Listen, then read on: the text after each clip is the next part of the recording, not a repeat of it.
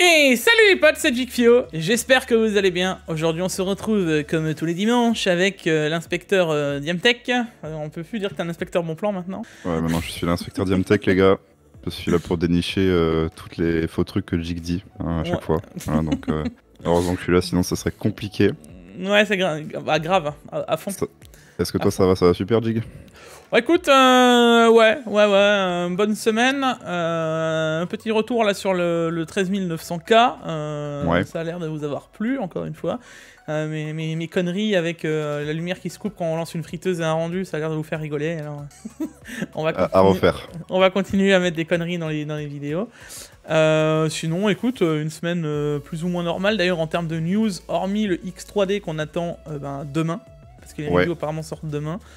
Pas grande nouveauté de mon côté. Voilà. Ah bah tranquille alors. Allez, du coup t'as qu'actu light un peu. Ouais, ça va, en vrai, y a 2-3 trucs sympas et 2-3 trucs qui sont dans la normalité. Voilà. Et toi de ton côté, Diamtech, on attend une vidéo cette semaine, non? Et oui, cette semaine, maintenant la semaine prochaine, parce qu'on est dimanche, hein, mais voilà. Oui, logique. Oui, bien sûr, moi j'ai eu pas mal de travail, hein, en réalité. C'était pas facile de choisir entre plusieurs choix de vidéos, mais de ce que j'ai vu, la vidéo PS5, les gars, vous avez vu à quel point j'étais vénère, c'est le cas, hein, voilà. Mais du coup, bah, risque d'arriver. Voilà. Bon, on a aussi donc, alors je le remets là parce que on l'a mis à la fin du Tech Actu. Ceux qui étaient là et qui ont été présents ont dit ok, on peut le rallonger. Alors on le fera pas cette semaine, mais on pourra commencer à partir de la semaine prochaine.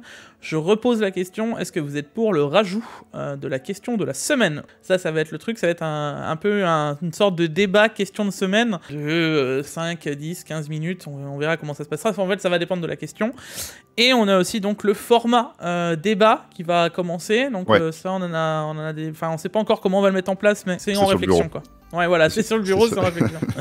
Donc le truc, encore une fois, c'est que je veux pas vous spammer trop de vidéos semaine. Je sais pas si vous avez déjà vu, mais là, à l'heure actuelle, on tient un rythme qui est quand même assez violent. On est à 3 à 4 vidéos semaine. Donc si on rajoute un truc toutes les semaines, ça va nous faire 4 vidéos minimum. Ça va commencer... ça commence à faire beaucoup, quoi. Mentalement, ça va commencer à être difficile. Donc bon, dans tous les cas, même pour vous, en termes généraux, et puis il y a aussi une histoire d'algo, il y a une histoire de plein de choses. Voilà. En tout cas, je réfléchis à comment on va organiser ça, vous inquiétez pas, c'est en réflexion. Voilà. Exactement. Maintenant qu'on a fait les news proches de nous, on espère que vous, votre semaine s'est bien passée. Hein. N'hésitez pas aussi à nous le mettre dans les commentaires, j'aime bien quand vous racontez un peu votre vie, voilà, c'est toujours rigolo. Et puis on peut faire trêve de bavardage. Lancement. Lancement.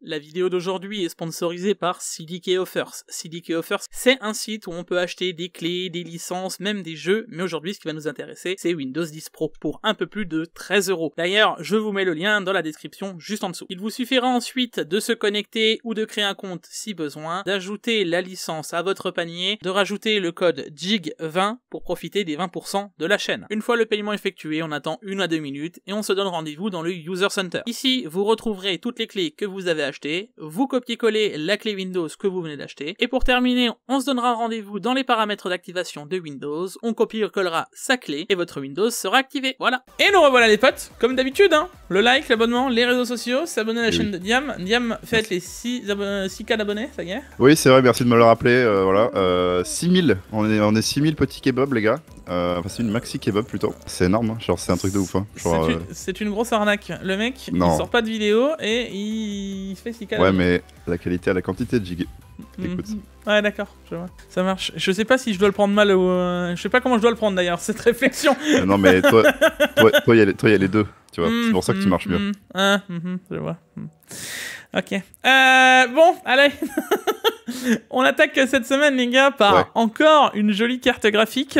En mode Vladiliena Miliz, je t'avoue que moi je sais pas, alors je connais pas, j'ai pas la ref hein, honnêtement, mais bon ça a l'air encore d'être une des cartes graphiques de Weeb, hein. J'aime pas ce mot mais un peu ça, voilà, un fan d'animé quoi. On était un peu surpris parce que Galax en ce moment il nous troll pas mal, et on s'est dit putain ils sont chauds quand même. Ils sont chauds. Bon, ça va, Jusqu'au moment où on voit le truc, cette carte n'est pas confirmée par Galax, Voilà. ça a été fait par un fan project. Mais pour vous dire, en fait, avec les autres cartes qui sortent à droite à gauche, qui ont à peu près le même design, hein, on en avait présenté une la semaine dernière, et Galax qui troll énormément, on s'est dit, ils sont carrément capables de le faire, tu vois. Ouais.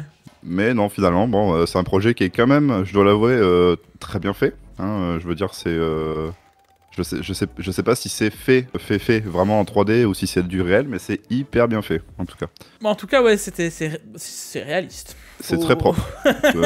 Faut le dire, on a vraiment cru que c'était une vraie carte, donc bravo à toi, celui qui a fait la carte, parce que là, on y a vu que du feu, là.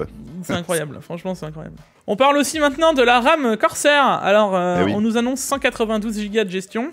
Autre petit fun fact, les gars, c'est surtout que va falloir arrêter de réfléchir maintenant 8, 16, 32, 64, 128, 246, etc.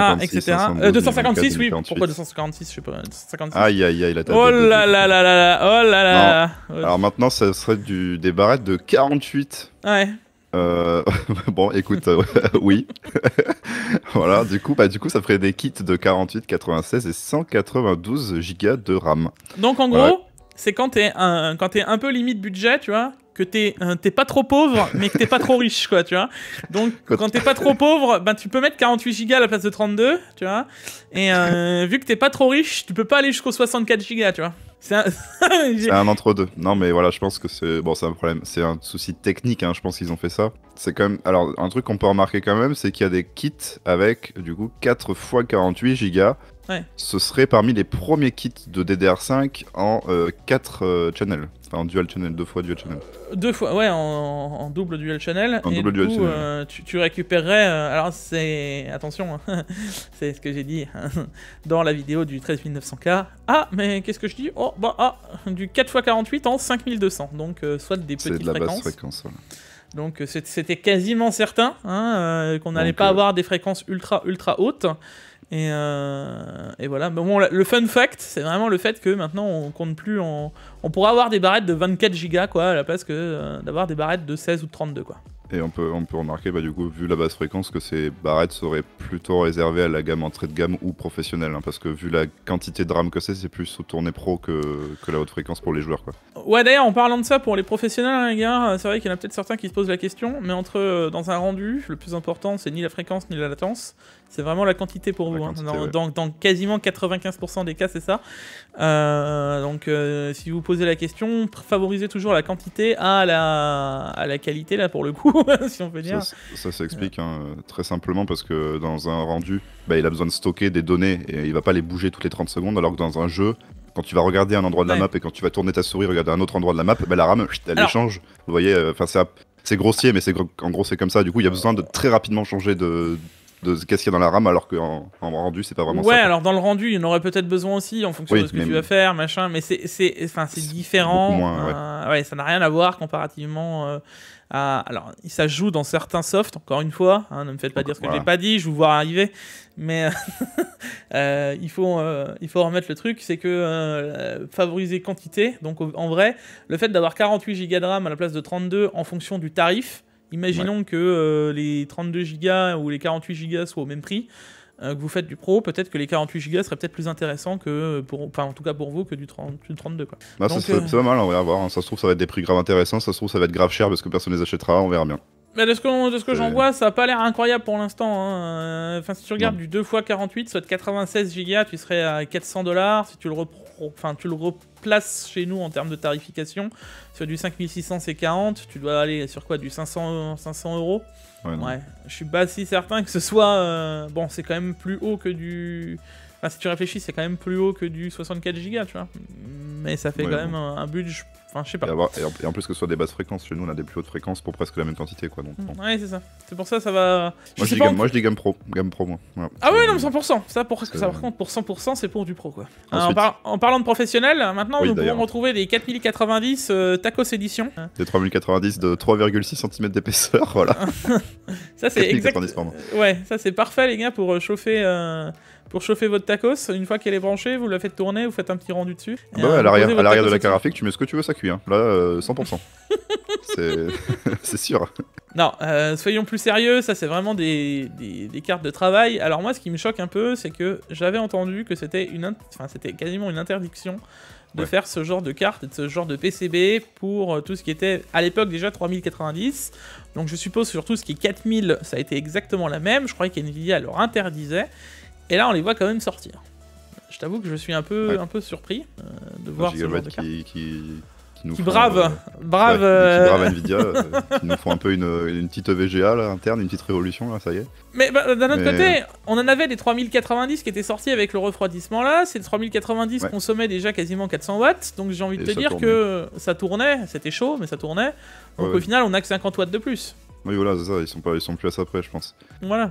Moi il y a un truc qui me fait rire, c'est que il y a le problème de 12 VHPWR, hein, voilà. Et on avait la solution, ça aurait été de mettre le 12 VHPWR au bout de la carte, tu sais, pour éviter de le plier. Et ben, bizarrement, il n'y a que 2 cartes qui ont le 12 VHPWR au bout de la carte graphique, c'est la EVGA qui est en prototype, et une blower de chez Gigabyte qui était interdite. Bon. Bon. Écoute, moi je n'ai que ça à dire, c'est que en vrai l'idée aurait tellement été plus simple de le mettre au bout, mais bon. Ouais, qu'est-ce que tu veux que je te dise ? Même les anciennes cartes, en soi, mettre au bout de la carte, ça aurait été plus élégant et plus facile à câbler et tout. Bah ça dépend. En vrai, ça dépend. Les boîtiers sont pas forcément ultra prévus pour, et je pense que c'est aussi une histoire de boîtier de pas tout changer. Ça dépend de la taille aussi, mais ouais. Maintenant, moi, de ce que je vois, c'est là pour du serveur, c'est beaucoup plus logique de faire comme ça. Tu peux en mettre plusieurs. Ouais. Et là, ça te donne envie de mettre un bon gros Xeon là qu'on a vu la semaine dernière avec 4090 et envoyer du steak. Tu vois. Ouais, pour le coup, les serveurs ils sont obligés de le mettre là, le 12 VHPWR, parce que dessus il n'y a pas la place et dessous il n'y a pas la place non plus. Parce oui, c'est ça. Donc c'est mort, hein, les gars. Pour ceux qui savent pas un serveur comment ça fonctionne, allez voir sur internet, hein, vous verrez les cartes elles sont stackées les unes sur les autres. Hein, donc, c'est pour ça que là en vrai c'est pas mal. En vrai, mais bon, c'est pas destination d'un pro, même si. Enfin d'un pro. C'est pas destination d'un gamer plutôt, c'est une destination d'un pro. Voilà. Même si, bon. Même si tu en trouves une des 4090 comme ça, elle doit marcher très bien. Hein. Donc, elle doit marcher très bien. Elle doit chauffer, mais elle doit marcher. Ouais, ça fonctionne. Voilà, ça fonctionnera. Bon, on enchaîne avec les vidéos de cette semaine. Et cette semaine, on retrouve encore une fois notre cher ami l'Ardeur Archive. Et oui, il nous a testé un PC de test avec de nouvelles cartes graphiques. Donc là, il nous a fait énormément de bench. Hein, voilà. Ouais. Il a changé son protocole de bench. Voilà, donc ça y est. Il se précise, il refait son protocole. C'est-à-dire que ça va aller encore plus loin et il va nous faire encore des tests encore plus complets. Hein. Ouais, avec le wall mode, là, il a tout mis à jour et il est en train de repasser toutes les cartes graphiques. Ce que nous, on fait avec les cartes récentes. Ouais, il le fait avec les anciennes. On dirait un voyageur du passé, tu sais, qui a 15 ans de retard, tu sais. C'est ça. Et du coup, il vous fait les graphes aussi, de voir un peu comment ça se passait à l'époque. Encore une fois, je vous invite à aller voir. C'est vraiment intéressant de voir comment se plaçaient les cartes de l'époque. Et encore une fois, de voir les softs, comment ça fonctionne à l'époque. Enfin, c'était... C'est vrai que tu regardes, on a fait quand même un sacré bond en avant, quoi. Et quand on se plaint des graphismes de certains jeux en mode, bon, en vrai, c'est vraiment pas ouf, hein, machin.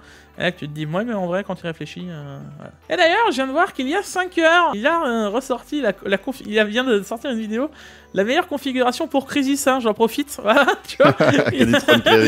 Voilà, tu vois, il y a 5 heures.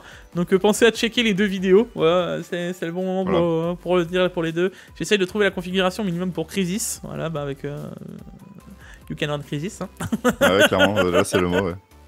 Bref, dans tous les cas, les gars, pensez à lui lâcher un like et à aller vous abonner à sa chaîne, c'est important.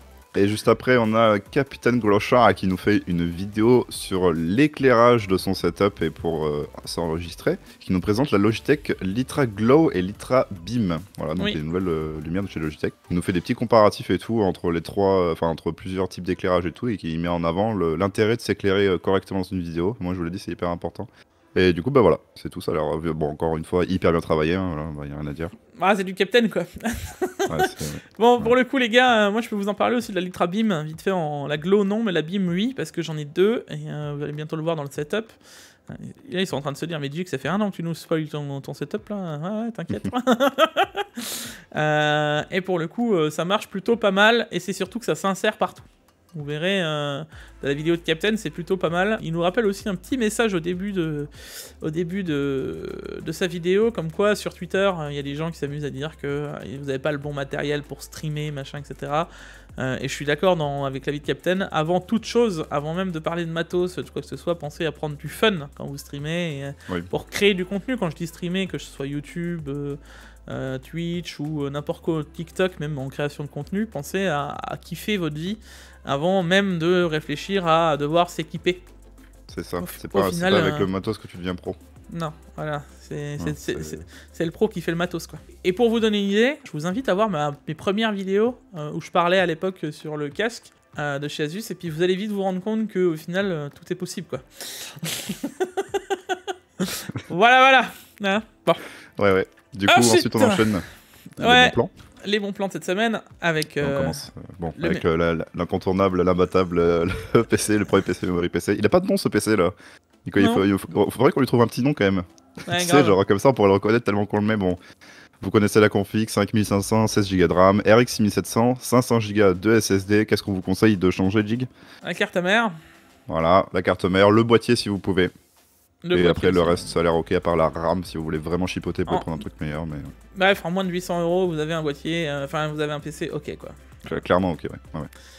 D'ailleurs, pour ceux qui voudraient voir les configs, on a aussi sorti une vidéo configuration cette semaine avec Guillaume, à la place des bons plans, donc si vous voulez checker, on vous a fait plein de configurations. Mais en tout cas, c'est le gros du truc, c'est qu'on arrive quasiment au même prix, et eux, ils ont le montage avec, quoi. C'est ça qui fait mal. C'est ça, ouais.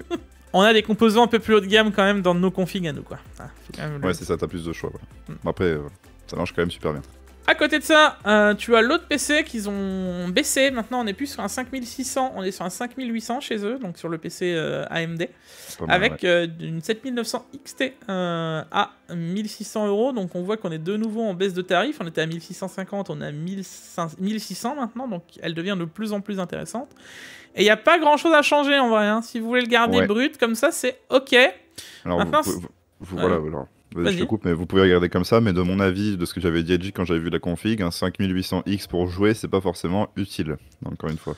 Oui, voilà, si vous voulez descendre, vous pouvez prendre un 5600, et même, si vous voulez garder quasiment la même performance, vous pouvez partir sur un 5700, en fait.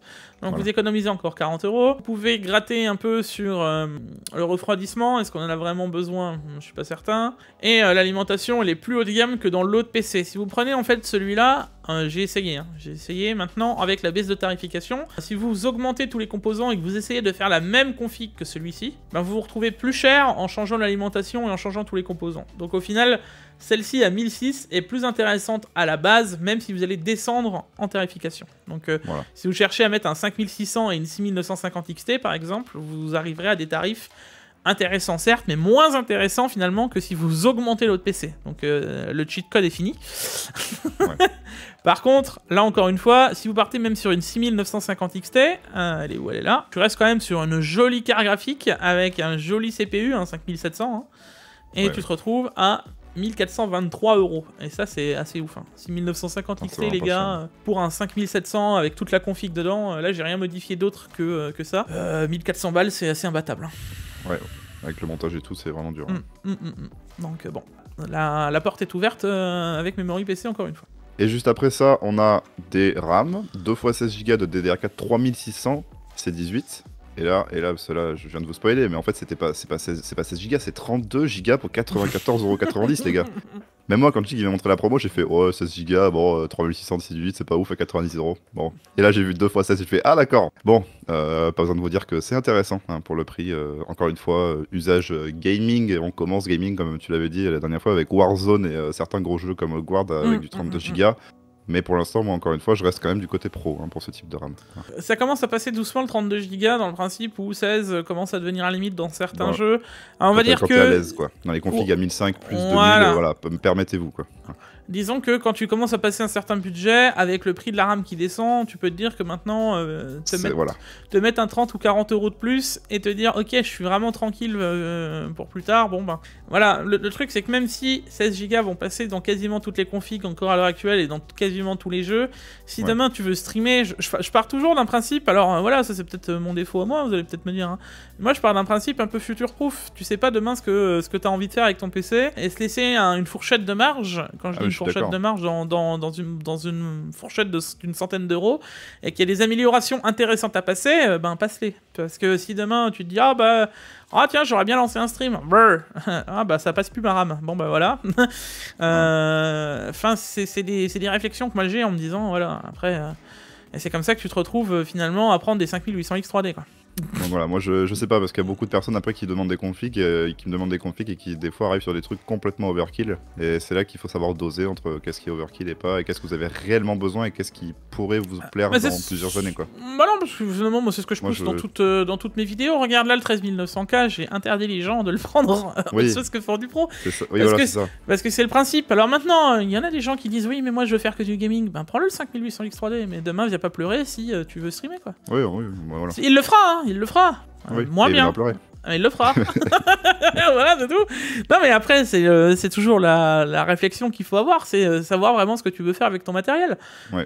Moi, perso, quand je réfléchis à un truc qui est quasiment au même prix ou à 15 ou 20 ou 30 euros plus cher, pour finalité avoir un truc plus future-proof qui sera changeable et en plus de ça qui permettra de faire plus de choses, si jamais, avec des si, tu vas me dire on refait le monde, mais t'es jamais certain, bah voilà. Donc là, pour une trentaine d'euros, et encore quand je dis une trentaine d'euros, tu reviens d'il y a ça, il y a 3-4 mois, t'es à 15 euros de plus que la RAM de 16 Go à 80 euros qu'on avait avant. Donc pour qu'une quinzaine d'euros, maintenant, ça vaut le coup de passer sur 32 Go. Voilà, vous avez notre avis. Voilà. Sinon après ça, on a un écran Gig, on a un Gigabyte M28U, 4K 144 Hz à 499 euros. Ça fait mal, ça fait vraiment mal parce que c'est pas cher du tout. À l'époque, les 4K 144, ils tournaient plus autour des 900 à 1300 euros. Là, on commence à être bien. On est très très bien même. Pour le coup, c'est l'équivalent du Aorus qu'on avait présenté avec Guillaume à l'époque. Seulement il était en 32 quoi. Bon, il y a aussi la version 32, on en a déjà parlé dans tous les sens. Cet écran est vraiment ok, vraiment très ok pour le coup. Le seul défaut que je lui trouverais, c'est que c'est un fichu 28 pouces quoi. On serait sur un 32 pouces, bon, on serait mieux. Là on est sur un 28, bon, on fera avec. Voilà. Bon, ça reste un écran. Après ça, reste un super écran. Oui, ça reste quand même un super écran. Ouais. Et juste après ça, on a Duskers, le jeu de la semaine gratuit sur Epic Games. C'est un petit jeu de survie avec des drones. Voilà, un petit jeu de survie stratégie avec des drones. Donc vous les pilotez, vous devez survivre dans l'espace, dans des vaisseaux. Et voilà, de ce que j'ai vu, il a pas mal de bonnes notes. Il s'est fait noter un peu de partout, de plein de reviews différentes. Donc à voir ce que ça vaut. Moi je sais pas, moi graphiquement je m'en fous de qu'est-ce que ça vaut, mais ça a l'air sympa en vrai. Moi, ce que je vois quand même, c'est le nombre de distinctions qu'il a eu. C'est ça, ouais. Donc ça me choque un peu. Mais voilà, du coup, à voir, ça a l'air sympa. Mais j'en avais déjà entendu parler de Duskers, j'ai déjà vu ce jeu-là, donc prenez-le, c'est gratos, c'est 0 kebab, les gars, pour y aller. Parce que je vais être très clair, les gars, moi, ce jeu-là, on me l'aurait présenté en jaquette comme ça, là, jamais de ma vie, j'aurais pris ce jeu. Genre, Alors, ça paye pas forcément de mine, mais des fois, c'est les jeux qui payent pas de mine qui sont les meilleurs, tu vois, au final, c'est complètement aléatoire. Non, mais ok. Bon, donc voilà, petit jeu de la semaine, voilà. Et la semaine prochaine, on aura Rise of Industry, qui est, que moi j'adore. Voilà. On en parlera la semaine prochaine, on en parlera la semaine prochaine. Okay. Bon, maintenant les amis, on va passer aux news de cette semaine, et on attaque tout de suite par Hogwarts Legacy, 25% de performance en plus en des nouveaux. Alors, il y a eu beaucoup d'encre qui a coulé les 3 derniers jours en mode attention. Craquez le jeu les gars, allez-y, c'est parti. Craquez le jeu, ça y est, let's go, on gagne 25%. Alors, je t'avoue, la finalité de réponse... me fait douter d'énormément de choses parce que moi j'avais déjà remarqué quelque chose dans ce style et je vais pas vous mentir que à l'heure actuelle avec ce que je viens de refaire des cartes graphiques, si c'est le cas je me bute. Si vous me voyez plus ces prochains jours c'est que voilà, vous savez ce qui s'est passé. En gros on vous explique, ça n'était pas le crack qui faisait que des nouveaux fonctionnaient mieux ou autre chose. Il y avait une vidéo qui avait été testée. C'est une protection du jeu. Ouais. Qui normalement empêche les cracks, mais quand la protection y est, ça te baisse, genre normalement, en général, tes performances de 10%, à 15% dans certains jeux. Et là, le jeu a été craqué, et on s'est dit, ok, bon, on a plus de performances sur la version craquée que sur la version achetée, donc forcément, ça y est, des nouveaux, c'est des nouveaux. Et en fait, il y a des gens qui se sont rendus compte qu'il y avait exactement les mêmes performances quand tu désactivais l'overlay Steam. L'overlay Steam, le truc quand tu fais Shift Tab là, tu sais, qui s'ouvre, voilà. Quand tu désactives ça, tu gagnais exactement le même nombre de performances qu'avec le jeu craqué. Et là on s'est dit, c'est bizarre, hein. Finalement faut pas craquer le jeu, faut juste enlever le Steam.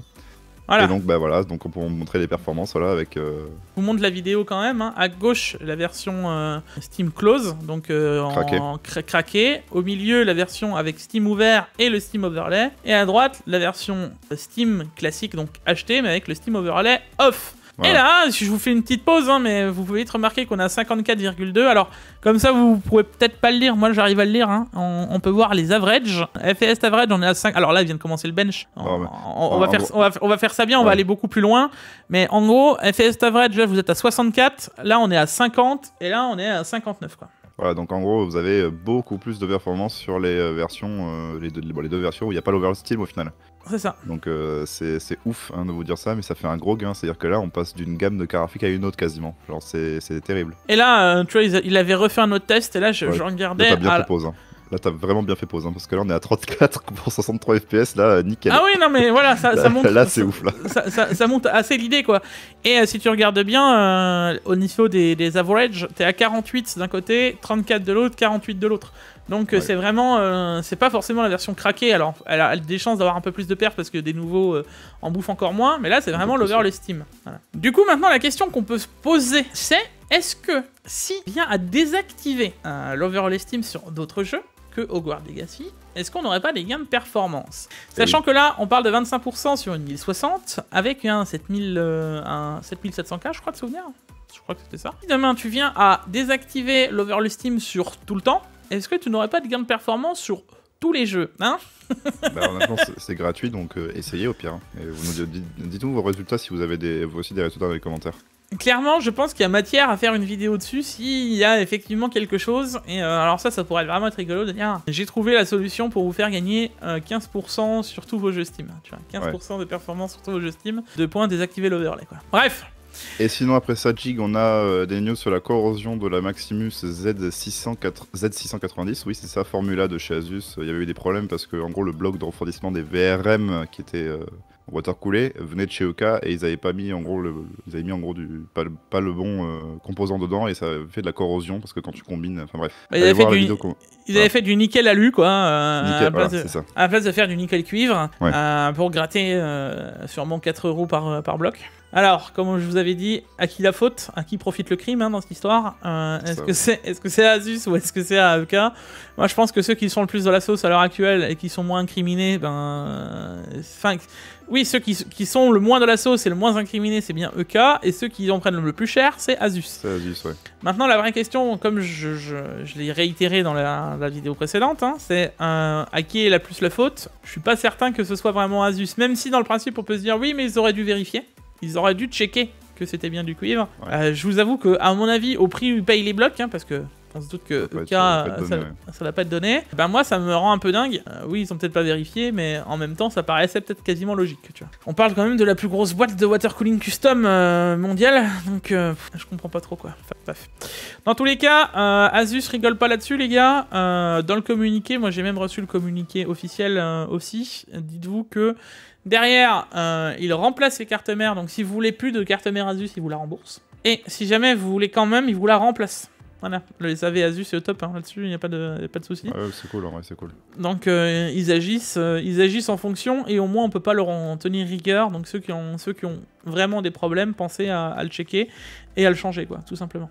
En tout cas, une semaine, ils ont été rapides. Pour, encore une fois, ouais, c'est un peu on se rend compte que la réaction est rapide. Ouais. Ouais, la réaction a été très rapide. Ouais. Et encore, quand je dis une semaine, là, la news date du 23 février, donc ça a été très très très rapide. Quoi. Et juste après ça, on a une nouvelle sur les Ryzen 7900 qui ont un gain de l'IGPU de 30% en overclocking.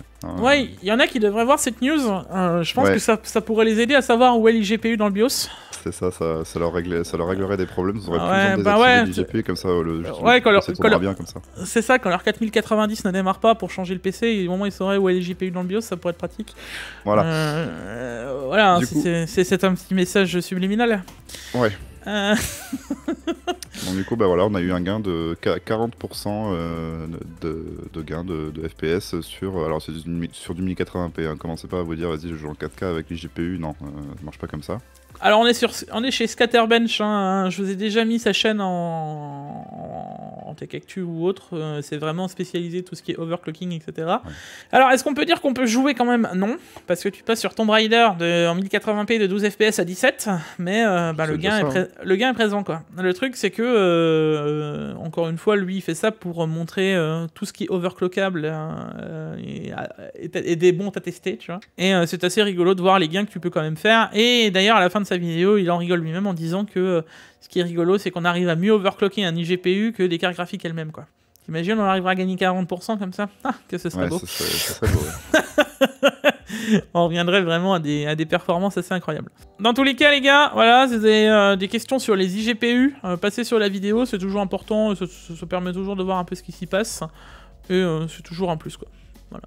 Et juste après ça, on a une nouvelle World Cup qui arrive, enfin qui revient plutôt de G-Skill, l'OC World Cup 2023 qui revient après une pause du Covid, hein, je suppose. Moi, ça me fait rire vraiment parce que l'affiche, tu sais, ça fait vraiment WWE, tu sais, le truc de catch de ouf, tu sais.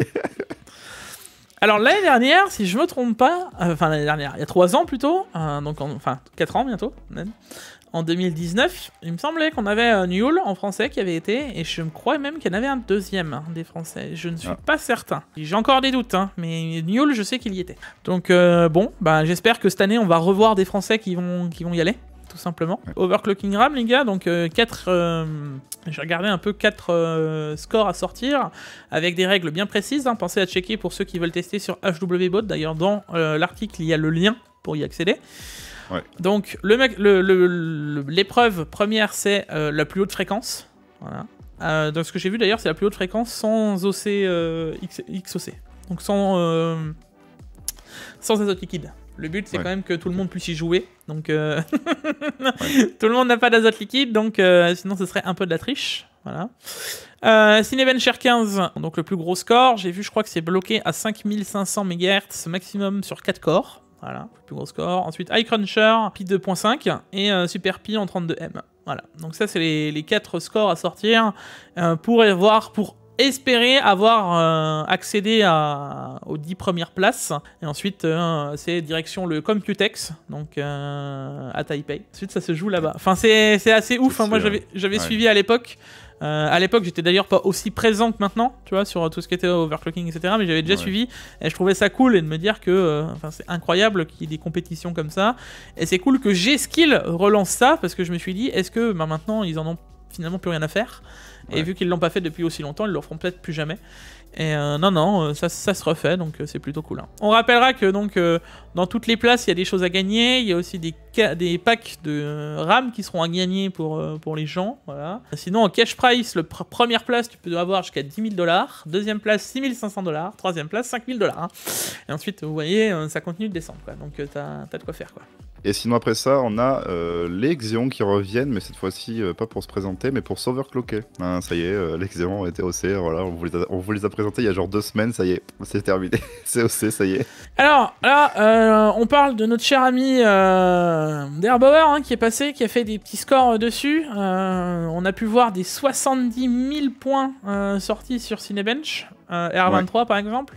C'est juste impressionnant. Mais bon, je me doutais bien que ça allait pas rester en si bon chemin. On a eu nos chers amis de chez HWBot. C'est SafeDisk, les amis, sur HWBot qui nous a sorti un petit score de 128 000 points overclocké à 5,2 GHz. Soit le plus gros score jamais sorti ever d'un CPU sur HWBot à l'heure actuelle. Ouais. En même temps, c'était sûr. Alors, bien entendu, le score a été fait sous azote liquide, j'ai été vérifié, hein, avec un nouveau godet. D'ailleurs, SafeDisk a un godet spécifique qu'on avait déjà vu à gauche à droite. Voilà. Que dire de plus hein, 128 000 points, mec, c'est tellement impressionnant. Et juste le gain, faut se rendre compte du gain une fois overclocké. Entre 70 000 points, tous 128 000. Ouais, c'est le gap, ouais. Là, on est quasiment sur un x2, hein. C'est impressionnant. C'est impressionnant. Je suis toujours j'ai toujours envie d'essayer de le tester. Hein. Ça doit être encore plus même, j'imagine. J'ai trop envie d'aller jouer à Doom avec. Parce que je suis sûr, mec, que Doom, il est tellement bien optimisé qu'il va gérer les 56 heures. Écoute, il en gère bien 24, hein. Je vois pas pourquoi il en gérerait pas 56. Hein. D'accord. Bon, voilà. Non, c'est pas un CPU pour jouer, mais j'avoue que ça pourrait être rigolo. Cannon Crisis. Ah bah là, ouais, je pense que tu peux, ouais. Tu peux sur différentes VM en plus. Ouais, c'est ça, ouais. Je pense, ouais. Bref, dans tous les cas, les gars, c'est assez rigolo. On vous annoncera la RAM qui va avec un peu après. Vous allez voir que ce CPU n'a pas fini de faire parler de lui, je pense. D'ailleurs, parlant de ça, Intel serait-il un peu dans la sauce? Et oui, il y a eu un petit truc qui s'est passé là. Ils voulaient en gros faire les futures générations de processeurs, produire les nouvelles générations de processeurs chez Intel. Et Apple, ils ont fait écoute, mec, moi j'ai déjà tout réservé, il va falloir prendre un ticket. Et du coup, bah, c'était un peu la dèche, hein, honnêtement. Bah c'est surtout qu'il faut repenser qu'il y a pas si longtemps que ça, on disait que le 3 nanomètres il était tellement cher que personne ne voulait l'acheter. Et là, Apple, ils ont fait mieux que ça. Non, c'est même pas tout le monde. C'est Apple a dit on prend tout. Maintenant, il y a aussi Intel qui veulent s'y mettre, c'est ouf. Hein. Bah, Intel, alors en gros, je vous explique, hein, Intel, eux, produisent leurs propres puces. Et pourquoi ils voulaient s'allier à TSMC? Vous avez vu que les 2 derniers CPU sont en version hybride, mais sont en version hybride 100% Intel. Et je vous en ai déjà parlé l'année dernière, j'en ai déjà reparlé dans d'autres Tech Actu, mais en gros, Intel est en train de s'allier avec d'autres constructeurs pour faire des multi-chip modules, oui, mais de différentes parties. Ça veut dire Intel s'occupe de la puce processeur, TSMC s'occupe avec AMD par exemple de la puce graphique, donc c'est pas impossible que demain, maintenant, on puisse avoir, je sais pas, une puce Intel avec du RDNA 3 en puce graphique, genre un truc, voilà, et au final, c'est à qui que ça peut profiter? C'est qu'à nous, parce que le fait qu'ils discutent entre eux, bah, c'est pas plus mal. Donc ça permet d'avoir des choses de plus en plus performantes et des trucs qu'on n'aurait jamais vu, encore de ça, un an. Le meilleur du meilleur de partout, quoi, en gros. Voilà, seulement Apple l'a pas entendu de cette oreille. Ils se sont dit, bon... Bizarrement, voilà. Alors, le 3 nanomètres, il est à nous. Hein? Quoi? C'est pour leur puce M3, là, parce que là, il y a les M2 en ce moment, il y a les M3 qui vont sortir, bah, du coup, dans pas très longtemps, hein, et du coup, bah, ils voulaient les produire, et ils se sont dit, bon... On en veut quelques-uns, du coup ils ont pris absolument 100% des lignes de production de 3 nanomètres. Donc dans le monde, actuellement, il n'y a plus de lignes de 3 nanomètres pour... Alors le truc c'est que ça va poser problème, là ça pose problème à Intel, c'est une chose, mais ça va pas poser problème qu'à Intel. Parce que là, si la production complète de 2023 va être prise, va savoir ce qui va se passer sur 2024. Et il y a aussi, je vous rappelle, AMD et Nvidia qui sont chez TSMC. Comment ça va se passer?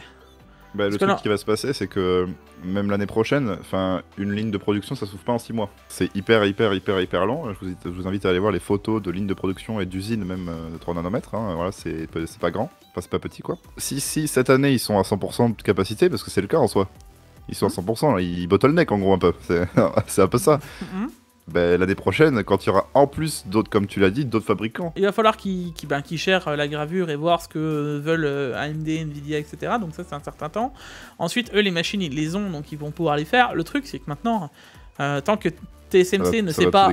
Bah voilà, en fait, tant que TSMC ne sait pas exporter, ça va poser problème. Imaginons que TSMC arrive à ouvrir cette année, même les usines aux États-Unis qu'ils étaient en train de construire. Oui, c'est vrai qu'ils avaient prévu ça, mais... C'est cool, mais le temps que ça se mette en place, un process, les gars, vous le mettez pas en place en 10 minutes. Donc le problème là pour Intel, c'est que eux, ils se sont littéralement coupés de tous, et Apple s'assoit dessus, quoi. En même temps, on sait pas non plus trop ce qui s'est passé entre Intel et Apple. Il faut pas non plus oublier que avant les processeurs étaient faits en Intel, maintenant ils en ont plus rien à faire. Donc ça a pas l'air d'être dans la bonne coopération entre Intel et Apple.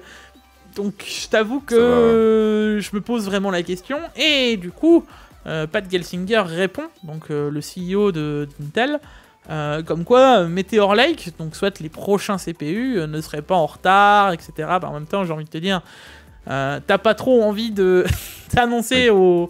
Ah bah si, en fait, on est dans la sauce, hein. Donc, aux investisseurs, bon, écoutez. Voilà, donc est-ce que ça va être retardé? Est-ce que ça va être annulé? Est-ce que c'est quand même dans les... sur le bureau et dans les cartons? Enfin, c'est un peu compliqué. Et au final, on peut vraiment se poser la question, est-ce que ça pose problème vraiment à Intel à l'heure actuelle? Pas vraiment.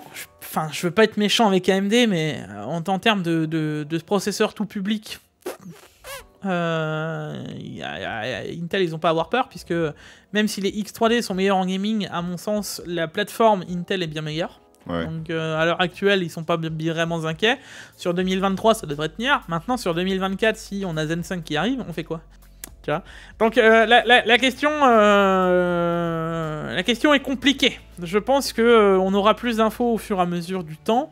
Pour l'instant, disons que ça se renvoie un peu la balle et ça essaye de zigzaguer entre les questions, quoi. Mais sinon, à part ça, on a une autre bonne nouvelle. Hein. On a Intel qui nous livre des Arc 7, donc 770 et 750 chez nous, en Europe. Les gars, ça y est, enfin, on parle de nous un petit peu. Donc, du coup, on a vu une baisse des prix, hein, littéralement. Alors on en a de plus en plus, et pour le coup, Videocars ne connaît sûrement pas le site, mais je vais vous indiquer comment avoir une A750 à un prix vraiment défiant toute concurrence.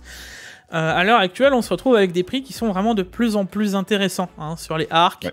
On retrouve vraiment des prix, là vous voyez, avec inclus taxe, on est à 277 €, la A770, 388 et 405 pour la version 16 Go, enfin bref, on a vraiment des tarifs qui commencent à devenir intéressants. Mais la A750 de plus en plus, pourquoi? C'est la concurrente de la 3060. Elle est censée quasiment équivaloir à la 3060 à quasiment 2 ou 3 ou 4, allez, on va en voir large, on va dire à 5% près, c'est censé être une 3060. Si on la retrouve à 250 €, ce serait assez dingo, hein. Vous êtes d'accord avec moi? Et là vous vous dites, oui mais Gilles, pour l'instant on ne la retrouve pas. Et pour ceci, il suffit d'aller sur le site IamNuke, qui est un site partenaire Intel, et vous pouvez avoir 300% confiance au site, hein. Là-dessus c'est certifié. C'est d'ailleurs même Intel même qui m'ont conseillé d'aller sur ce site pour acheter les produits, donc là-dessus pas de stress. Et pour le coup, on retrouve la A750 à 251,10 €, qui devient le GPU le plus intéressant à l'heure actuelle pour du 1080p Ever. Ouais. Parce que même la 6600, du coup, n'est plus intéressante. Voilà. Sachant que là, vous récupérez aussi toutes les technologies, soit les V1, donc un jour, si vous voulez streamer, elle sera encore bien plus intéressante. Et vous pouvez streamer sur Discord, on a V1 actuellement. Voilà. On voit ça pour l'instant, déjà, c'est déjà ça. C'est surtout que ça devient la carte la plus intéressante ever, en fait, en termes de toute technologie. C'est ça. Même pour du stream, il n'y a pas une carte plus intéressante que celle-ci, que ce soit chez les rouges ou chez les verts. Donc dans les deux cas, Intel est en train de remonter au créneau, même sur les GPU. Ça c'est... Enfin, on me l'aurait dit, il y a ça encore de ça 6 mois, j'aurais pas cru, tu vois. C'est ça, Quand j'ai vu les prix arriver, je me suis dit, c'est pas forcément à quoi on s'attendait. Et maintenant, on y arrive. Et on baisse encore de prix. Ça veut dire qu'au fur et à mesure qu'elle baisse de prix, là on parle de 250 €, c'est pas incertain que dans encore X temps, on soit 20 € de moins. Et à chaque 20 €, là, faut se dire que c'est quasiment 10% qui s'en vont. Donc,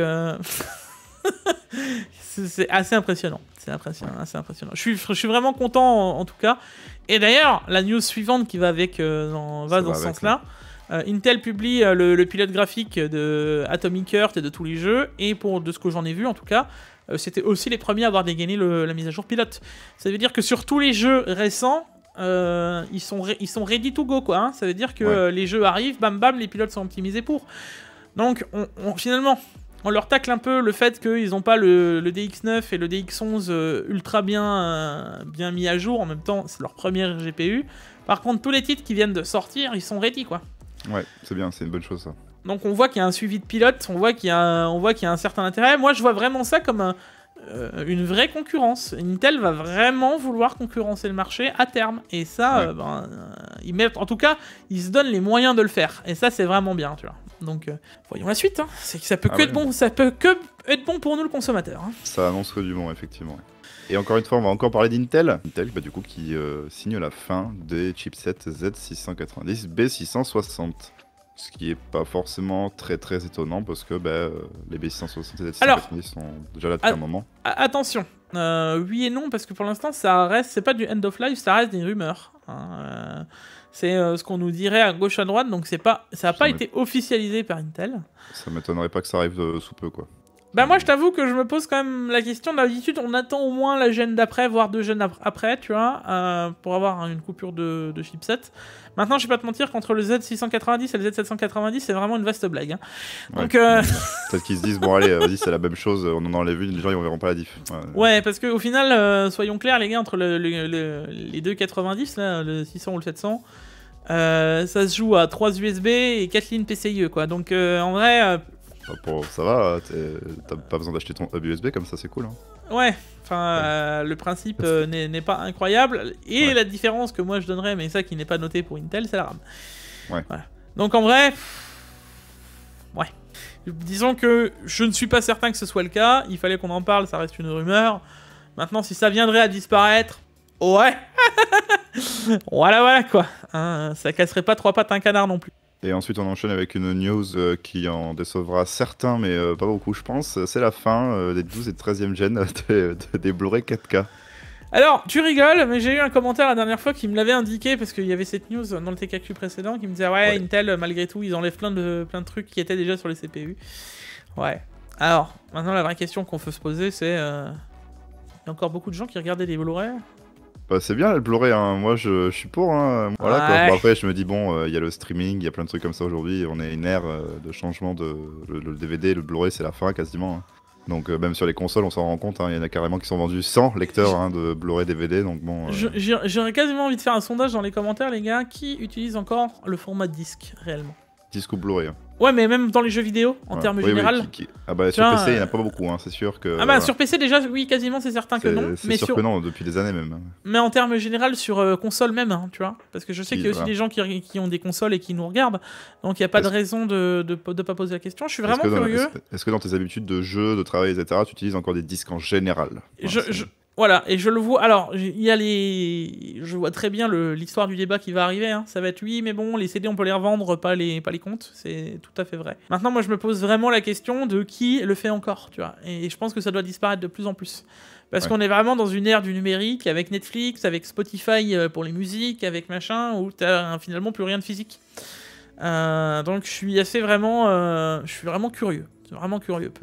Même ne serait-ce que là, tu vois, ça peut être général. Qui achète encore un CD physique? Genre, qui achète encore l'album, le dernier album de machin, tu vois, genre... Moi, j'achète encore mes petits CD aggravés, là, c'est bon. Non, mais on peut se poser la question. Ouais, je t'avoue que c'est une question qui n'est pas illogique. Et en vrai, on peut se poser réellement le droit de possession. Et là, je vais vous dire un truc qui n'a rien à voir avec la choucroute, mais j'ai vu par exemple que tu vois...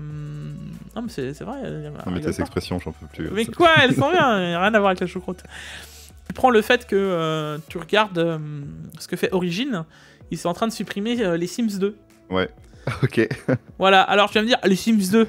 Ouais, mais il y a des gens qui l'ont acheté, il y a des gens qui y jouent et ils le suppriment de la plateforme. Bah du coup oui. Donc là finalement ça te prouve que le jeu n'est pas une possession malgré que tu l'aies payé. Et là tu te dis... Bref, dans tous les cas les gars, ça pose une question comme ça, et ouais je suis vraiment curieux.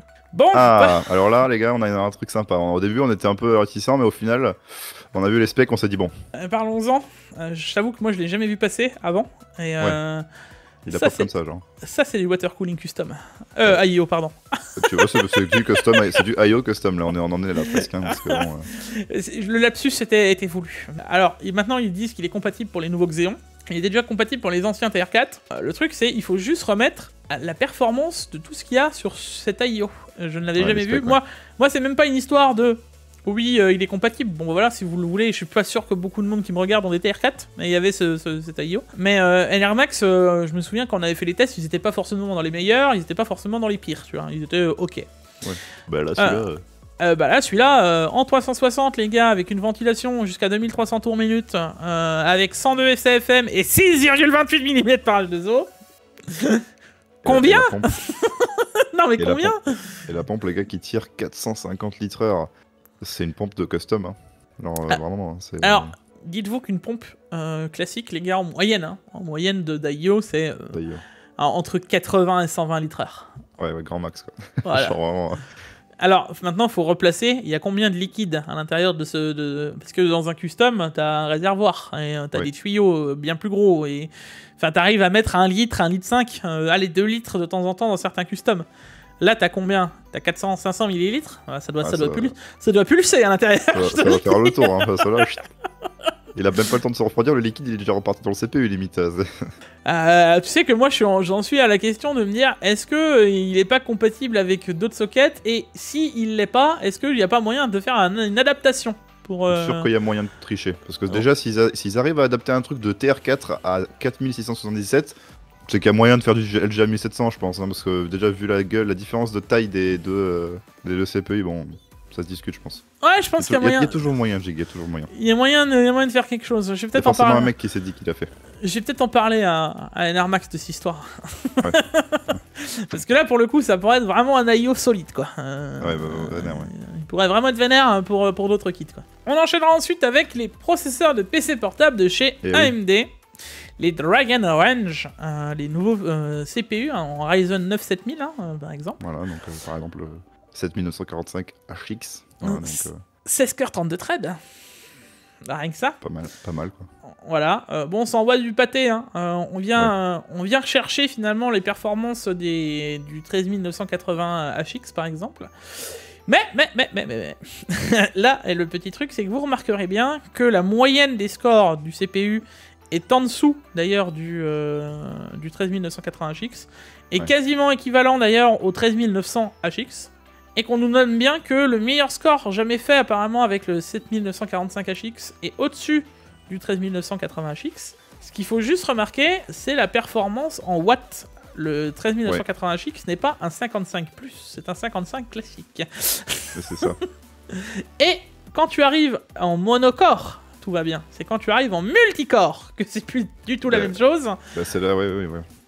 Parce que là, tu gagnes en performance, alors c'est 1000 à 2000 points de plus. C'est pas par rapport au nombre de cœurs, c'est juste ça. Hein. C'est pas... Ouais, mais c'est pas non plus impressionnant. Oui. Mais quand tu remets le truc, faut dire que si le 13980 HX aurait peut-être la pleine balle performance, tu serais à 20... Ouais, tu serais à 21 000 de score, donc tu commenceras à discuter à 2500 de performance de différence, ce qui est non négligeable. Hein, voilà. Quand tu sais que le score moyen de ce CPU est de 18 600. Donc on a des CPU qui viennent rattraper en tout cas les HX de chez Intel, mais on n'est pas non plus à la même performance. Et je tiens quand même à le rappeler, parce que ça c'est important, malgré le fait qu'il ne soit pas en 55+, même, voilà, on va prendre le 13900 HX hein, par exemple, faut juste noter qu'il n'y a que 18% de différence entre ce CPU à 55 watts et un 13900K. Alors après attention, hein, on parle de Geekbench, on parle d'un jeu qui n'est pas d'un jeu. On parle d'un test, on parle d'un bench qui est court, on parle pas d'un truc qui est long. Les throttles, on sait pas comment ça se passerait sur les CPU PC portables. Mais en tout cas, là, sur ce bench là, c'est violent. Tu as 18% de différence entre un PC portable et un desktop, où je le rappelle, avec un water cooling custom, j'avais du mal à le refroidir, quoi. Et juste après, je dis qu'on a les 7000 3D, hein, tout simplement, on va avoir leur review demain, du coup le 27. Voilà. C'est ça, rendez-vous demain pour... on en parlera mieux. Hein. Enfin les performances concrètes. On va voir un peu ce qui s'y passe à l'intérieur de ces braves CPU. Bon, je vous rappelle que... Parce que ça aussi, j'ai eu droit pendant la tête, les 5800 X3D. Oui, mais Zig, tu dis que les gros CPU, mais tu oublies que le 7800 X3D sortira aussi. Oui, il sortira en avril. Ok, je rappelle quand même pourquoi il sort en avril. Hein. Ça, c'est vraiment la question que moi je me pose. Ce serait pas juste pour nous mettre la pilule et vendre encore les 5800 X3D, hein. Ou pour forcer les gens à acheter les 9, les Ryzen 9 par hasard. Ouais. Hein, bon, pour les plus impatients... Vous attendez de faire votre configuration, vous attendez les X3D, bah vous avez qu'à acheter les plus chers. D'accord. Je rappelle quand même que ces CPU pour moi ne sont clairement pas à destination du gaming. Hein, 16 cœurs, 32 threads, le 12 corps, pourquoi pas si vous voulez faire donc le 7900 X3D pour faire du streaming, pourquoi pas. Hein, et encore. Allez, j'accepte, je valide, je tolère. Mais sinon... Ce n'est pas une excuse, quoi. Dans tous les cas, rendez-vous demain. Même moi, je suis impatient de voir ça. D'ailleurs, en parlant de performance... les cartes mères s'y mettent. Les cartes mères, bah forcément, il va y avoir des BIOS dédiés. Mon petit doigt me dit, voilà, jugez gens ce que vous en voulez, que même si vous n'avez pas la mage BIOS et que vous avez déjà un Ryzen 7000, ce que ce serait complètement débile, hein, mais pourquoi pas, vous avez un Ryzen 7000 et vous avez décidé de prendre un 7000 X3D. Dans le 1% des gens, voilà. Normalement, votre X670 et B650 fonctionneront nativement en branchant les X3D. Ça veut dire qu'ils seront détectés, c'est pas un problème. Par contre, par la suite, pensez à mettre à jour le BIOS pour avoir le maximum de performance, bien entendu. Voilà, oui. N'allez pas tourner là-dessus toute votre vie, quoi. Voilà. Et pour ça, les gars, il est possible que j'ai des vidéos dédiées. En tout cas, déjà, MSI et Asus pour la mage BIOS, si vous avez envie et besoin de faire la mage BIOS. Ouais. Voilà. Juste après, on parle des performances. Ouais, les performances du 7950X, 3D vs non 3D et 13900K. Alors là aussi les gars, ça m'a fait un peu doucement sourire. Parce que quand tu reprends les performances, on parle du meilleur score. Ouais, en gros, il y a une grosse astérix avec des conditions d'utilisation en bas qui vous dit le meilleur, mais attention. Ouais. C'est le meilleur score et en single core, les gars. Alors, moi, parce qu'il faut le remettre qu'en dessous, t'as la moyenne. Hein. Voilà, la moyenne, elle est pas au-dessus des 13900. La moyenne, elle est même en dessous du 7900 et du 7700. Hein, comme ça, au moins, bon. Pas de discussion. En multicore, bon, bah alors là, comme je vous ai dit, ça fait mal. Alors, c'est bête hein, ce que je suis en train de dire, mais t'es quand même en train de perdre pas mal de perfs. hein, à la base. Entre le 13900K et le classique, on parle quand même de quasiment 9%. Parce que moi je me base sur la moyenne, hein. C'est là où on a vu le plus de score quoi. Maintenant la vraie question qu'on peut se poser, c'est le 7900X 3D en meilleur score, il était overclocké, il était pas overclocké, il avait une PBO, il avait pas de PBO, il avait une tension plus haute, il avait pas de tension plus haute, il avait quoi? Donc c'est une seule entrée qui a fait plus de score à 5730 MHz sur Geekbench 6 aussi, tu vois. Tu sais pas non plus. Et là, quand tu le regardes, la seule entrée qu'on a sur Geekbench 6, elle est bien en dessous du 7900X. Ça, c'est du 7950X, Ouais. je veux dire. La data confirme que le CPU a boosté jusqu'à 5730 MHz. Ouais, sur Geekbench 6, mais tu sais pas s'il ok. a été haussé ou pas, quoi. Ah bah ce que je dis. c'est pas OC ça, c'est combien de base Bah, t'en sais pas. En gros, là aussi, c'est la grande question que moi je me pose, c'est comment ça va être géré. Alors, Ouais. je vous le dis d'ici demain. Hein, demain, on aura la réponse, mais est-ce que Windows va le gérer correctement? Parce qu'on revient sur une architecture un peu hybride que a fait Intel, c'est on va avoir des corps X3D, des corps non X3D. Donc, ça veut dire que dans un bench comme ça devrait être les X non 3D qui devraient prendre la marge. Voilà. Non, enfin, même pas l'overclocking, la performance brute, tu vois. Ah oui, ok, ouais. Ça devrait être eux qui devraient gérer. Et pour le gaming, ça devrait être les X3D. Mais comme les corps P et corps E, quoi. Ouais. tout à fait. Maintenant, la vraie question, c'est comment ça va être géré? Est-ce que Windows a été prévu? Est-ce qu'il y a un truc prévu chez AMD? Parce que on a eu aucune info, on n'a même pas entendu parler de ça du tout. C'est-à-dire que Intel, ils nous avait déjà fait des gros graphiques et tout depuis des mois de cœur P et cœur E quand ça avait été annoncé. Là, on a appris par limite un leak que c'était la moitié des cœurs qui étaient en X3D, quoi. Donc, c'est pour ça que je me pose vraiment la question de comment ça va être géré. Est-ce que est-ce qu'il va avoir un Intel Thread Director AMD, quoi, hein? Bah non, mais c'est ça va être la question légitime, parce que sinon, bah, je vous le dis, ça va en plus poser problème sur certaines applications. C'est-à-dire que sur certaines applications où tu devrais avoir la pleine performance des 8 corps alors là, je parle pour le 7950X, puisque c'est de lui qu'on parle, hein. Tu devrais avoir 8 corps à pleine balle qui devraient tourner à 5730 MHz. Là, ça a l'air d'être le cas. Mais est-ce que ça va être le cas dans tous les benches? Est-ce que ça va avoir la même chose que Intel, qu'on avait eu des surprises avec d'un coup tu te retrouves que sur les corps E ou que les corps P? Enfin, ça va être, pour moi, c'est la grande inconnue. Je suis vraiment curieux de voir demain les tests, hein, et de voir comment ça marche même avec Windows, quoi. Parce que pour le coup, Windows, même là, ça laisse perplexe, quoi. On verra bien. Ouais. Mais sinon, à part ça, on peut parler des performances un peu plus précises parce qu'on a les performances officielles du 7950X 3D par rapport au 13900K. Attention, ça voilà. c'est un review guide, donc c'est un truc qui est sorti d'AMD directement apparemment. C'est ça. C'est un leak qui est sorti de chez AMD. Hein. Ouais. Donc réel. Enfin réel. Disons que officiel. Ce qu'annonce AMD. Alors, on remarque que sur une batterie de jeu, je dirais alors, ça fait combien? Ça fait 1, 2, 3, 4, 5, 6, 7, 8, 9, 10. Sur les 10 premiers jeux. Attends, il y en a combien en totalité? 1, 2, 3, 4, 5, 6, 7, 8, 9, 10, 11, 12, 13, 14, 15, 16, 17, 18, 19, 20, 21, 22. Donc sur les 11 premiers jeux, on se place à plus ou moins 6%. Ouais. Et ensuite ça grimpe jusqu'à 127%. Et là, déjà la première chose qu'on peut voir, c'est... Moi ce qui m'a choqué, c'est les jeux. Ok. Ouais, des jeux pas forcément joués encore, quoi, déjà. Bah, je sais pas, parce que le X3D, par exemple, si tu prends Flight Simulator, il a des... Microsoft Flight Simulator, il a des performances de ouf. Pourquoi ils n'ont pas pris ce jeu-là en test, tu vois? Tu prends certains jeux où il y a des différences notables avec Intel, vraiment concrètes, tu vois. Pourquoi ils le prennent pas? Moi, je sais que ça ne m'intéresse pas, parce que je pars d'un principe où un CPU ne doit pas être juste testé là où ça l'arrange, hein. Ouais. Alors peut-être qu'ils ont voulu se baser sur la même base, mais je t'avoue que c'est étonnant. Bah c'est sûr, parce que même je vois le deuxième jeu, c'est F1 2021, on est au 2023 là maintenant. Bah c'est pour ça que je te le dis. Ouais, là c'est réel, genre... Et là donc, ils ont les résultats, et on ressort qu'avec une 7900 XTX, tu te retrouves avec 6% je crois de gain de différence. Et la même chose avec la 4090, grosso modo, je crois. Je crois que c'est même un peu moins avec la 7900 XTX, je crois que je l'avais lu, je sais plus où. Enfin, les différences ne sont pas mirobolantes comme on aurait pu nous l'annoncer lors, je sais plus si tu te souviens, hein, quand on avait fait la conv AMD, c'était assez incroyable. Hein, c'était le futur, ouais, up to machin. Ouais, encore là, up to, quoi. Voilà, et là tu te retrouves avec 5,6% plus rapide que le 13900K sur une 4090. Les tests ont été effectués avec la 2x16 en DDR5 6000. Alors, là aussi, il faut qu'on en reparle. Je sais pas si vous avez vu récemment les performances. Il y a Hardware Unbox qui a sorti une vidéo dédiée sur la performance des RAM entre 6000 et non 6000. Quand tu commences à descendre la fréquence et les latences. Et de toute façon, je l'avais call. À l'époque de la sortie des 7000, je l'ai pas testé encore, mais je l'avais déjà call que ça allait perdre en performance de ouf AMD.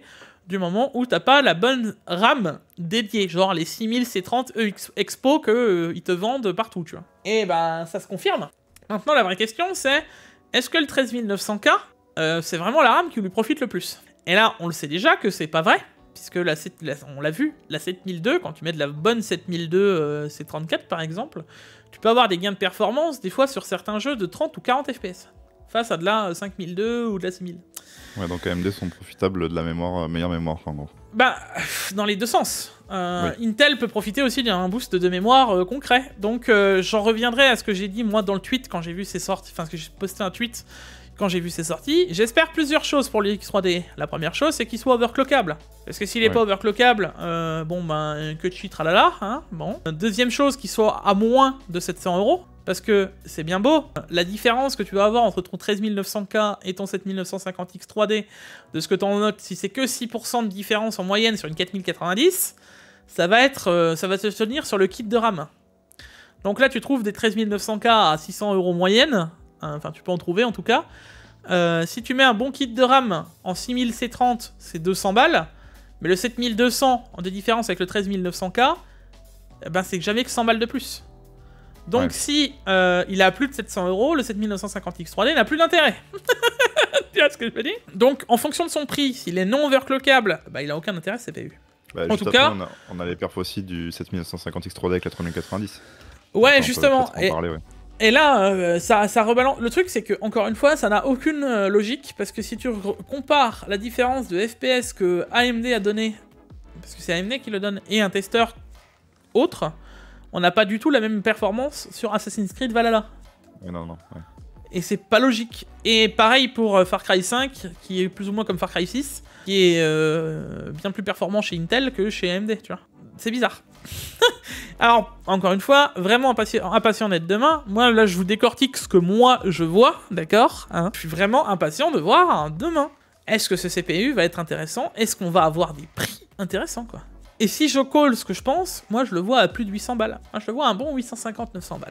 On rigolera demain. Il y aura peut-être une vidéo dédiée qu'on en parle peut-être. Oh, peut-être pas une vidéo dédiée, mais en tout cas, si je vois un short ou un truc, s'il y a un truc qui me titille, ouais, j'en ferai un truc vite fait dédié, histoire d'en parler. Autre petit truc, là je vois qu'on a Ryzen Master derrière, et moi je vois Curve Optimizer Control, Core Section, etc. Je me dis que, avec un peu de chance, on aura de l'OC. Alors pas de l'OC comme on l'entendrait, mais un OC de au moins un PBO, quoi. On pourra peut-être en faire quelque chose, quoi. Et juste après ça, on a une news qui est très bonne. Très bonne news, les nouvelles cartes graphiques, on le voit, hein, les nouvelles cartes graphiques, baisse de prix. Voilà. Ça fait plaisir. Ouais, ça fait grave plaisir, et même on le voit avec Intel, on en parlait juste avant, hein, que les A baissent, là maintenant c'est AMD aussi, il y a Nvidia aussi, voilà. C'est plutôt très bien, et on a des cartes qui passent en dessous du MSRP, alors beaucoup plus chez AMD que chez Nvidia, hein. Nous ne parlerons pas juste du fait du 7900X T qui est déjà en dessous, qui a encore perdu 6,9%. La 6950XT que je vous ai déjà dit qui est en chute vertigineuse. Et toutes les autres de chez AMD, il y en a plein maintenant qui sont en dessous du MSRP. Il y en a encore 2-3 qui font le combat, hein, mais voilà, on en trouve de moins en moins cher. Et à l'inverse, chez Nvidia, alors à l'inverse ça descend aussi, mais on a toujours des cartes qui sont au-dessus du MSRP en prix moyen, quoi. En moyenne, ouais. Donc on va voir quand et comment ça va arriver. On est vraiment impatient de voir ces cartes qui sont vraiment de moins en moins chères. Pour l'instant, tu prends l'exemple d'une 3080, bah t'es pas encore, t'es toujours pas au prix du MSRP et tu payes toujours ça trop cher, quoi. Regardez pas le total de pourcentage à la fin, hein, parce que regardez, le Nvidia par exemple, vous voyez la 3090 Ti, elle a fait moins 28%, donc ça baise toute donc ça détruit toute la moyenne du truc, donc regardez cas par cas, c'est de la triche un peu au final. Ouais, mais oui et non, parce que si tu regardes bien dans la finalité, même si tu regardes des moins 28%, il y en a aussi un moins 26%, moins 24% pour la 6650 XT, tu vois. Oui. Moi, ce que je vois, c'est sur le total, AMD a fait des plus grosses baisses, encore une fois, qu'Nvidia. En général, ouais, clairement. Ouais. Donc on vous le dit toujours, pour du gaming, il n'y a pas de réflexion, enfin faut pas tortiller faut pas tortiller du cul pour chier droit. T'aimes bien les expressions. Ouais. Bah, encore une fois, c'est chez AMD que c'est plus intéressant, quoi. Et d'ailleurs, on peut remarquer autre chose chez AMD, c'est que leur graphique, ils génèrent de la thune. AMD, ils y arrivent. Hein. Ça va, dis donc, ils génèrent autant de cash que Nvidia sur les GPU. Ça, alors, GPU dans le gaming. Et ça, c'est assez rigolo, parce que bon, Nvidia, on sait qu'ils sont intouchables ailleurs. Mais dans le gaming, les gars, on parle de 1831 milliards pour Nvidia contre 1644 milliards chez AMD. Et quel est le résultat Alors, attention, faut pas me dire ce que j'ai pas dit. On a chez les deux, le total de gaming, ça veut dire PS4, PS5, Xbox pour AMD, Switch chez Nvidia. Mais même là, quand tu réfléchis, tu te dis, ouais, là on revient, AMD revient très loin. Et quand tu regardes dans les sondages, que ce soit Steam ou autre chose, AMD est très peu présent, mais je me dis que finalement, il doit quand même avoir pas mal de cartes qui se vendent. Et ça, c'est plutôt tout bénef pour AMD, parce que on y contribue aussi. Hein. Oui, bien sûr. Ouais. À la petite échelle qu'on a, oui, bien sûr. À la petite échelle, oui. Mais ce que je veux dire, c'est assez rigolo de voir ça, et on voit qu'on revient de très très loin au final. Il y a une époque où on n'entendait quasiment plus parler d'AMD du tout sur les cartes graphiques en termes généraux, il n'y avait plus que du Nvidia présent, et voilà. Donc pour moi c'est plutôt bien, et c'est plutôt bénéfique, et je le redirai toujours qu'à l'heure actuelle, pour moi, les cartes AMD sont bien plus intéressantes, en tout cas pour du gaming, et 100% gaming, que les cartes Nvidia, hormis la 4090, si vous voulez avoir vraiment la plus grosse, quoi. Sinon, dans chaque carte en face, t'as une carte en face AMD, quoi, qui est moins chère. Bon, donc, voilà. C'est un peu bonne nouvelle en soi. Ça forcera peut-être un jour Nvidia à baisser les prix aussi. C'est ça. Si, imaginons qu'AMD serait pas là. Ah bah là, oui, ça serait... Regardez les tarifs qu'on a, mettez-vous assis. Hein. Enfin, passons aux sorties de cette semaine, Diam. Et oui, et on commence avec un truc... badass. Très badass même. On a G-Skill qui annonce des RAM Zeta R5 en octo-channel, donc c'est-à-dire 8 barrettes de RAM, les gars, à la fréquence de 6400 ou 6000 ou 5600 C32. Ou c'est 28. Pour ceux qui ne sauraient pas ce qu'est l'IMC, je vous invite à voir la vidéo du 13900K, l'Integrate Memory Controller. J'en fais un petit débrief. Il y en a certains qui en avaient besoin de ce débrief. Pour le coup, l'IMC, les gars, du CPU Xeon, il doit être incroyable. Parce que pour tenir du 6400 sur 8 barrettes... C'est ce que je voulais dire, clairement. Truc de fou, quoi. On doit être sur quelque chose d'assez incroyable. Ça vend du rêve. Ça vend vraiment du rêve. Et à voir maintenant ce que ça va... Le prix aussi. Bon, le prix, ça doit être incroyable aussi. Hein. Déjà, le prix des Xeon, c'est incroyable. Le prix des cartes mères sont incroyables. Donc, on annonce que le prix des RAM sera incroyable aussi. Oui, voilà. Je pense que si tu veux faire un bon gros mono PC de travail, ça doit au moins chiffrer à 10K, au moins. C'est la taille du mono PC, quoi. Voilà. Et là, tu fais le PC pour toute la famille, quoi. Et je pense qu'à 10K, tu n'as pas encore commencé à mettre les GPU dedans, quoi. Oh bah non, les GPU. Oui, parce que là, t'en mets plusieurs, on est plus à ça. Là, t'en mets plusieurs, mais il faut. Voilà. Ça doit chiffrer très vite, et en tout cas, c'est bon, ça doit être des machines de ouf. Hein. Putain, mais... T'imagines, vu que les cartes mères c'est des doubles 24 pins, et que tu mets genre des 4090, il te faut combien d'alimes dans ton PC? Bah au moins 2 déjà, sûr. Au moins 2 minimum. Ouais, minimum. C'est un truc de fou, quoi. D'ailleurs, petite signalisation, c'est vrai que j'en ai pas parlé, mais sur HWBot SafeDisk montrait le CPU une fois overclocké, sur la Tor, il affichait quasiment 1200 watts de consommation. Juste pour le Xeon, les gars. Juste le Xeon. La carte graphique branchée dessus, pour vous indiquer quand même, c'était une 710. Hein. Donc, oui, c'est pas ça qui venait consommer. Hein. Impressionnant. Juste après ça, on a un Jonesbow D500, un nouveau boîtier mastodonte, un petit peu. Ouais. Bah pour le coup, on a été assez surpris. Hein, Surpris, voilà. Alors il est disponible actuellement, il est à 310 € chez Case King. Au début, on était un peu surpris parce que Jonesbow, on les connaît pas forcément pour des boîtiers forcément high-end, etc. Ultra qualitatif, quoi. Voilà, et là, ils nous sortent ça à 310 € et qui vient de se faire pas mal d'ennemis parce qu'au final, dans ce prix-là, t'as pas mal de compétition chez Asus avec le Helios. Chez Asus avec le Helios, chez Fantex il y en a aussi, chez Corsair il y a le 7000X, voilà, il y en a pas mal qui sont dans le même style. C'est surtout moi quand je l'ai vu, je me suis dit, hey, ils nous auraient pas fait une DG 87 Ouais, hein même un DG87, ouais. Et il a l'air bien fini, on a vu les photos, ça a l'air grave bien fini. Ouais. Et il a pas l'air très cher pour ce que ça présente quoi. Donc à voir en vrai, moi il m'intéresse ce boîtier, j'aime bien les boîtiers. On verra bien, mais en tout cas... Alors je vais quand même vous montrer les photos de chez Keysking qui sont un peu plus vendeuses que ce qu'on a sur l'article. Pour le coup les gars, il a l'air ultra modulable, il a l'air surtout ultra gros. Hein. Ça j'aime bien ça. Regardez ce qu'il y a en haut, regardez comment c'est fait.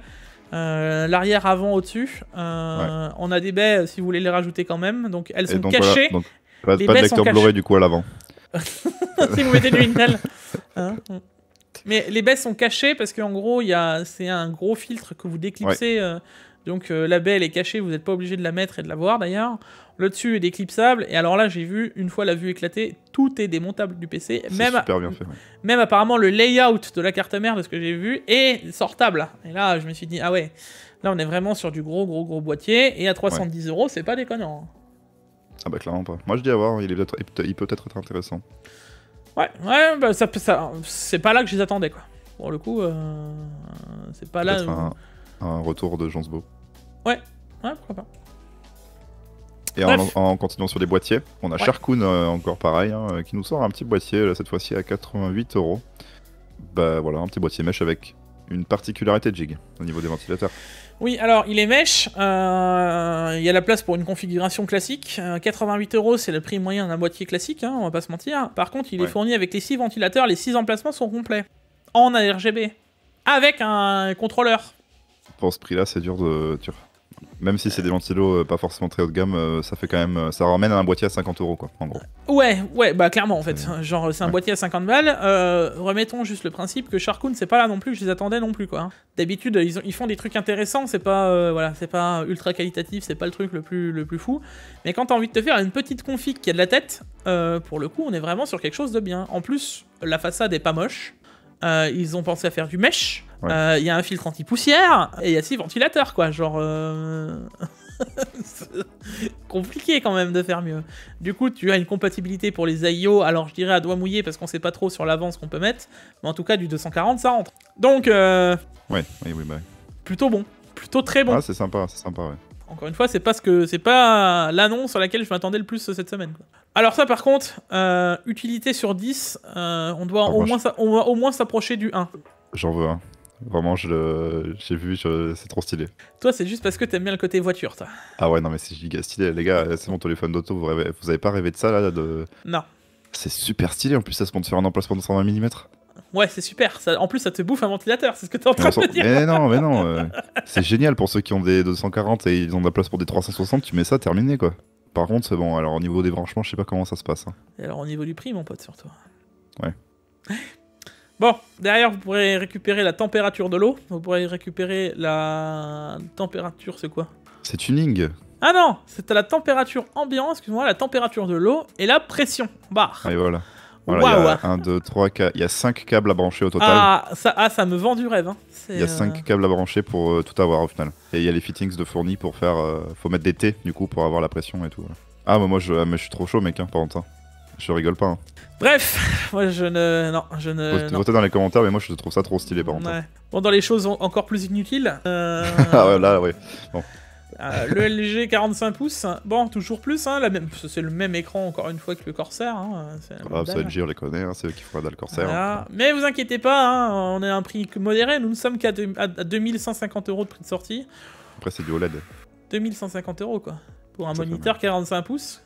T'imagines, tu peux acheter 2150 €, tu peux acheter genre 15, 16 Pacific TF3 pour mettre dans ton PC.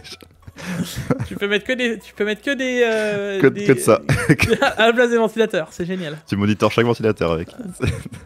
Bon, alors là ça fera plaisir à ceux qui ont vraiment envie de se faire plaisir. Moi je réfléchis toujours maintenant, depuis que je connais l'InnoCN, tu vois. Ouais. Je me dis, alors t'as le choix entre cet écran ou 4, voire quasiment 5 InnoCN quoi. Alors oui, on va me dire, oui c'est pas de l'OLED Jigfio, oui. Oui, il n'a pas autant de fréquences. Oui, d'accord. Il n'a pas autant de fréquences, Jigfio. Ouais, d'accord. Fait cher quand même. Hein. Et c'est pas un cadre 4,5 pouces, le... Ouais, c'est un 40 pouces, certes. Ah ouais, ah bah non, ça change tout, Gigaret. D'accord. Ça me donne envie de mettre 2000 € dans un écran, quoi. Mm. Le prix d'une voiture dans un écran, ça se vaut quand même. Bref. Donc, bref. Là, c'est vraiment only, t'as envie de te faire plaisir. Faut se dire que là, 4090 avec, enfin, t'es un budget écran carte graphique 4000 €, quoi. Genre, c'est juste les deux. Voilà. Et pour finir, on a des RAM. Ouais, les Galax. Les Hall of Fame Pro, attention. 8000 fréquences. Ouais. Bon, bah en vrai, j'ai envie de te dire too late, Galax. G-Skill a déjà sorti bientôt des 8002, donc vous êtes en retard. Mais bon, c'est... Alors, est-ce que c'est des kits qui vont être timés à la base, qui sont déjà triés, etc. C'est pas impossible, c'est-à-dire qu'on aurait déjà un très bon XMP dessus, et qu'on sait qu'on a des très bonnes puces pour monter plus haut. De toute manière, vu que c'est de la 8000, c'est de la Hadai, c'est certain, tu vois. Ouais. Maintenant, est-ce que elles sont intéressantes pour l'overclocking? L'avenir nous le dira par la suite, quoi. Ouais. Moi, ce que je vois, c'est que G-Skill, ils font une World Cup. Ouais, c'est ça, ouais. Donc, c'est qu'ils sont toujours autant intéressés par l'overclocking de la RAM. Moi, je dis ça, je dis rien. Donc, il y a toujours un vrai concurrent au Galax, et ça fait grave plaisir. Mais enfin... Bon, les amis, on a fait le tour de cette semaine hein, sur toutes les news. Oui. Voilà, j'espère que ça vous a plu. Je pense qu'on avait pas mal de choses. Il y avait quand même, tu vois, il y avait pas de choses ultra ouf, mais c'était quand même consistant. Ouais, voilà, c'est ça. On a réussi à s'étaler un petit peu. On a parlé un petit peu. Voilà, c'était ok. C'est pas le tag actuel avec les plus grosses news du monde, mais il y avait quand même des trucs intéressants au niveau des X3D. C'était pas mal. En vrai. D'ailleurs, on avait fait le plus gros retour en termes de temps. Ça les dérange pas de faire au moins plus d'1 heure. Peut-être que 1h30 c'est long, mais 1 heure c'est pas mal. Donc voilà, on vous écoute. Tu l'as l'air de faire 1h40, donc 1 heure ça va être chaud quoi. 1h35, effectivement. Va falloir que tu cuttes un petit peu demain. Ouais. Alors, c'est efficace. Tu étales trop ta vie encore, Jake. Eh oui, qu'est-ce que tu veux, c'est la vie. Dans tous les cas, les gars, on n'oubliera pas le like, l'abonnement, les réseaux sociaux comme d'habitude. Et on mettra, les gars, dans le hashtag IMC. C'est un truc que je pense que beaucoup ont besoin de lire et de comprendre comment ça fonctionne. Voilà. Dans tous les cas, les gars, je vous fais de gros bisous. On se retrouve pour une prochaine vidéo. C'était Diam et Jig. À la prochaine. Ciao.